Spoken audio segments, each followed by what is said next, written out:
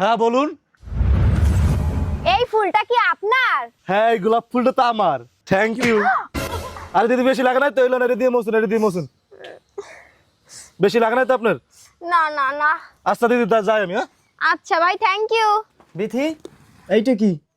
2 ফেব্রুয়ারি আমি যখন ঘর থেকে বেরোই তখন রাস্তায় বসে একটা মেয়ে আমাকে প্রপোজ করেছে। আমি যখন মেয়েটাকে রিজেক্ট করি তখন মেয়েটা আমাকে ব্ল্যাকমেল করতে আছে, যদি তুমি আমার প্রস্তাবে রাজি না হও তাহলে তোমার জন্য আমি আমার জীবন দিয়ে দিব। তো আমি ভয় পেয়ে আর কি করব, তখন মেয়েটাকে সামাল দেওয়ার চেষ্টা করলাম। তো মেয়েটাকে কিছু না ভেবে চিন্তেই তাকে আমি আই লাভ ইউ বলে দিলাম। সো আমি তাই ঠিক করলাম যে এই 14 ফেব্রুয়ারি আমি আর ঘর থেকেই বেরোবো না। আরে তুমি যেটা ভাবছো এটা তেমন কোনো ব্যাপার না। না, গোলাপ দিয়ে এইরকম অত্যাচার করতেছে এমন কোনো ব্যাপার না। আমার সব বন্ধু বান্ধব ফোন দিয়ে কইতেছে তোর বউ কি প্রেম করে বাইরা।